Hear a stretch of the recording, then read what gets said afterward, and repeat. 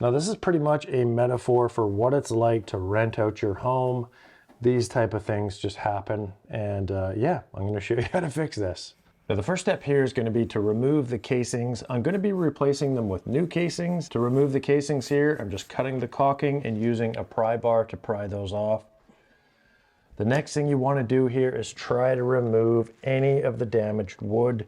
You could probably use a flat screwdriver, a knife, or a wood chisel is probably the ideal tool.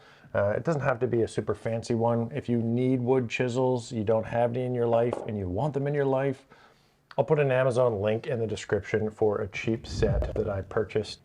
So I'm removing all the materials here, trying to get down to some solid wood. Now this door jamb here is MDF, so it's extra squirrely. If you're dealing with wood, you're probably not going to have as much damage as I have here. So once I get that all removed, now I'm going to hit that with some alcohol-based benzene or primer just to kind of seal everything up, and it's going to be easier to apply the filler. Now the mistake that I made is I really did not remove enough of the soft material. As I gave that a light sand, I figured out that I still got a bunch of material that needs to remove. And as you can see here, I'm just scratching that away with my finger, taking any of the loose material out, get it all out, and then I'm going to hit it with the primer, and then we're going to move on to the filler part. Now for the filler, this is the absolute key here. You want to use a Bondo type filler that has a chemical hardener. Because this is such a big repair, any kind of a wood filler or something that doesn't have that activator, it's going to take forever to dry, if it even dries at all. So this Bondo stuff here, it can be difficult to find. I will Amazon link this stuff in the description as well. Now, in order to get things a little cleaner here, I ended up putting a little bit of plastic that I cut off. It's kind of like a plasticky cardboard. I shim that out to make a bit of a form. Now when it comes to mixing up the Bondo with the hardener, I like to do it on a 4-inch putty knife and a 2-inch putty knife. Now I mix up this stuff. When I first started working with this Bondo product here, I was pretty kind of anal about getting the right amount of cream hardener onto the mix and kind of measuring it out.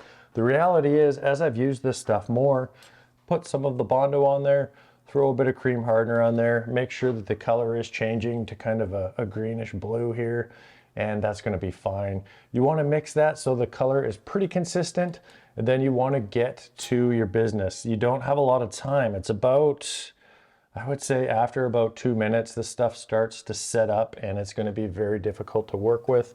Now, because I had such a big area here, it's going to take a couple times. So I just get it on there as well as I can without it setting up. And then the nice thing about this stuff here is this is going to set up in like 10 minutes.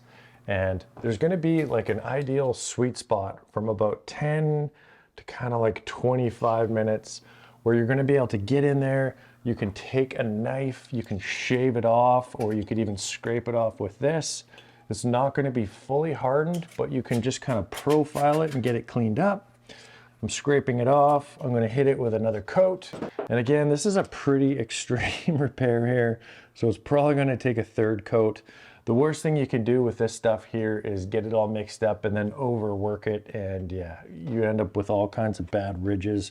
So I get it looking pretty nice. I'm going to let that sit for about 20 minutes. I'm going to get in there with the sandpaper and the knife and try to profile that all perfectly. And because this stuff is pretty hard, I actually ended up using my orbital sander just to get everything nice and flat and save myself a bit of time. Now that that's all nice and flat, the next thing I did here was I used some white wood filler.